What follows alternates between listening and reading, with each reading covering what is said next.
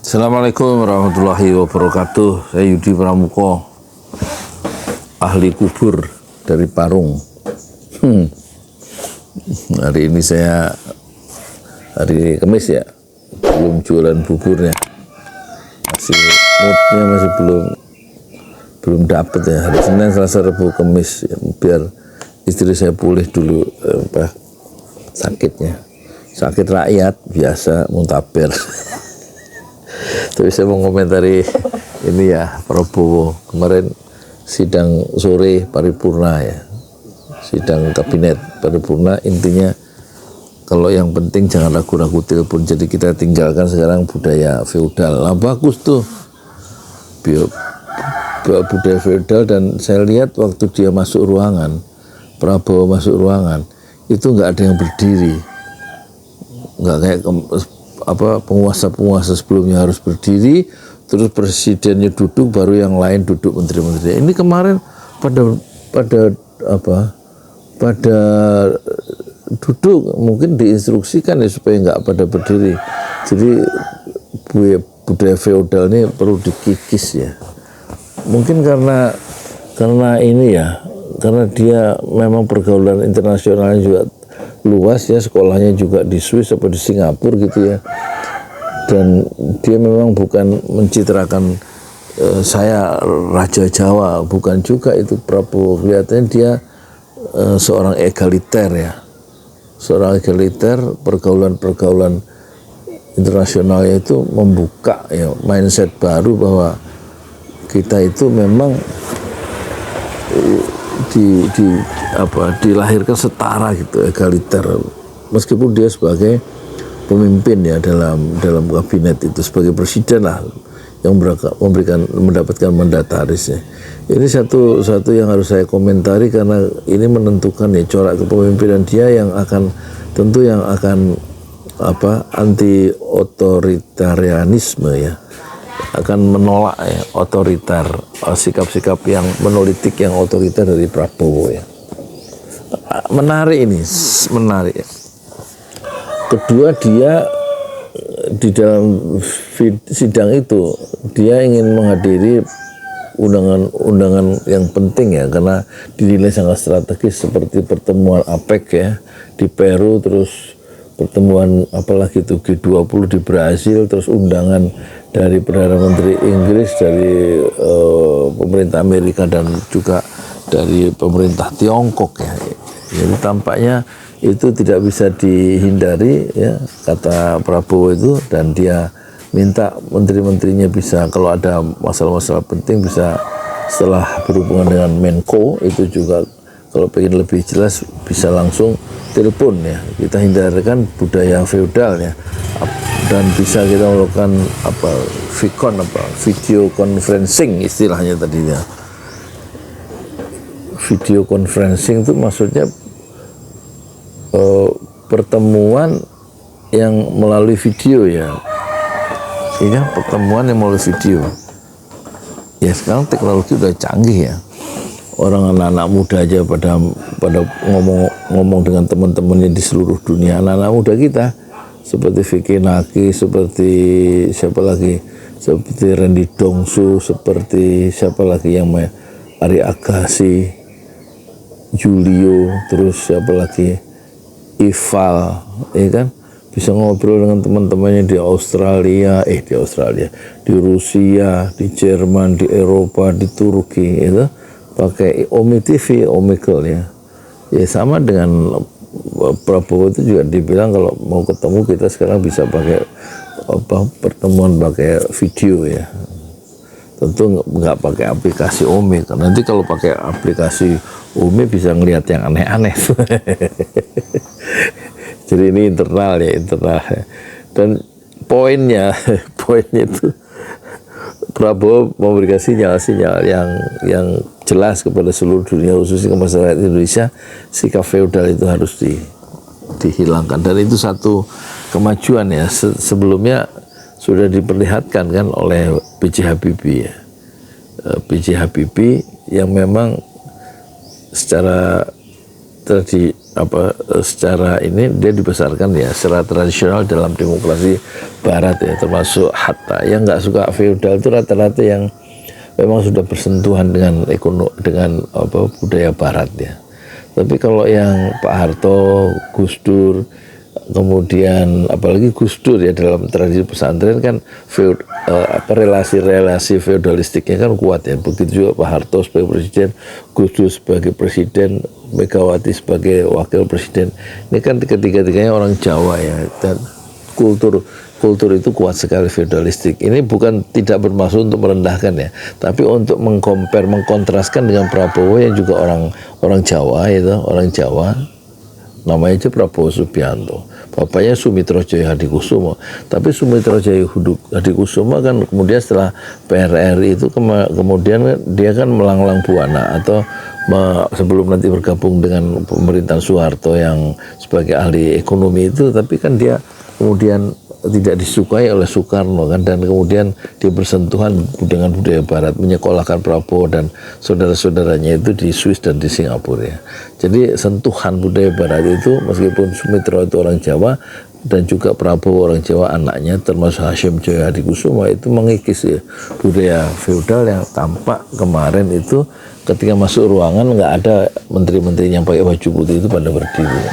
Dan apalagi ada penegasan secara jelas ya bahwa kita harus meninggalkan budaya feodal. Beda dengan penguasa yang kemarin ya, justru pakai pakaian kebesaran Jawa melakukan satu upacara menikahkan anaknya dengan raja-raja Jawa. Jadi sikap feodalistiknya yang sangat kental. Dan ini tampaknya tidak akan dilanjutkan.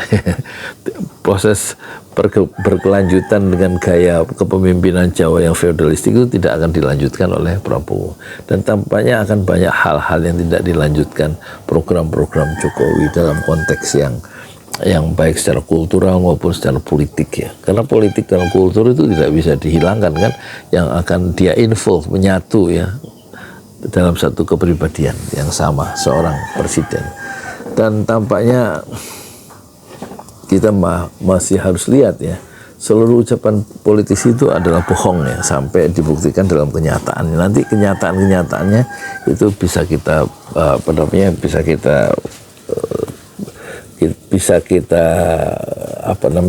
sih angel bener ngomongnya bisa kita telisik ya, bisa kita detect ya, terus bisa kita lacak ya. Tetapi dalam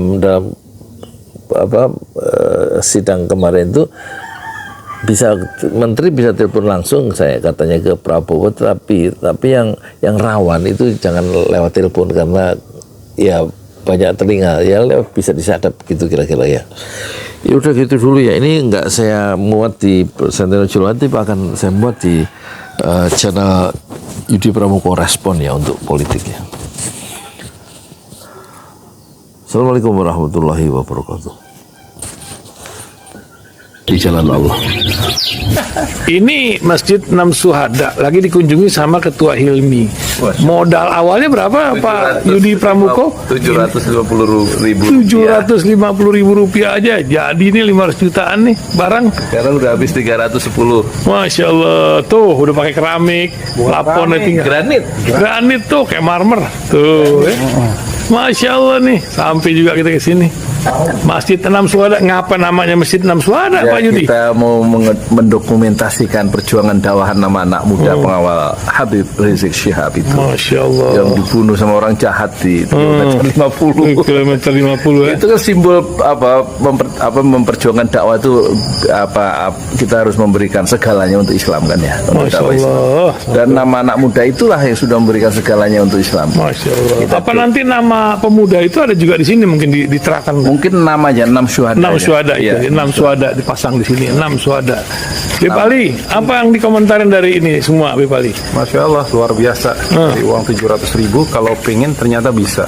Bisa. Allah kirim. Tuh, bisa. Ya, dengan dengan masuk satu gang kecil, tapi Bapak ini luar biasa. Kecil tuh. Masya Allah kan. Satu call aja. Masya Allah, perjuangan Pak Yudi Pramuko, YouTuber sejagat paling tua. Tertua di semesta. Tertua di semesta. Masya Allah. Tukang donat. Tukang donat. Tukang donat dari Paru. Ini saya laporkan dari lapangan ini, langsung dari Masjid Anam Syuhada. Masya Allah. Dan ini dia. Dalam lihat ah. Tuh lihat tuh masjidnya, tuh imamnya di situ tuh. Malam-malam lagi kita. Masya Allah, masih kurang nih. Atapnya katanya transfer aja. Masjid Anam Syuhada sebentar lagi selesai.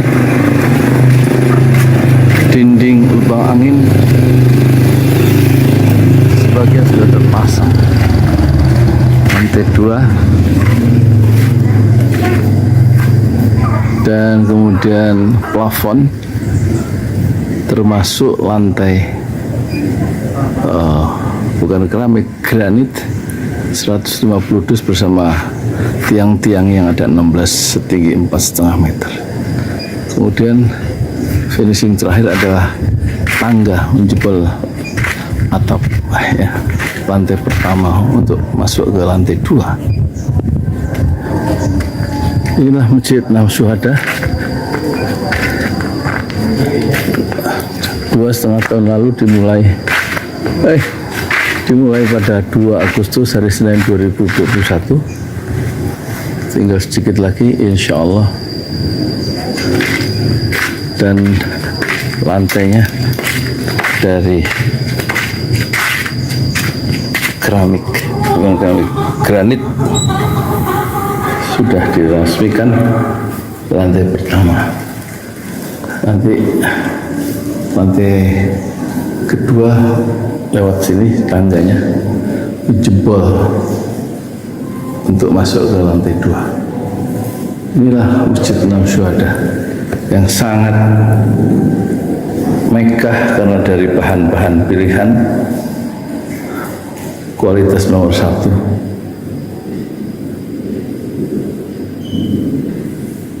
Tinggal sekitar 80 juta lagi finishing lantai atas selesai insya Allah.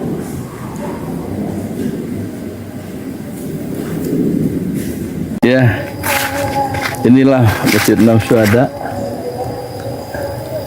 yang sangat bersejarah ya dalam sejarah dakwah Indonesia modern, insya Allah, karena ini dibangun dalam konteks kezaliman rejim penguasa yang sudah membunuh 6 santri dari front Laskar Front Pembela Islam, dan kita abadikan pengorbanan dan perjuangan dakwah mereka sehingga kita sebut namanya Masjid Anam Syuhada. Mereka mengawal perjalanan dakwah gurunya Habib Rizik Syihab, dan mereka dicegat oleh orang-orang jahat di kilometer 50. Saya Yudi Pramuko, tukang donat dari Parung Juber, tertua di semesta fasbir sabrun jamil. Bersabarlah dengan kesabaran yang indah. Assalamualaikum warahmatullahi wabarakatuh.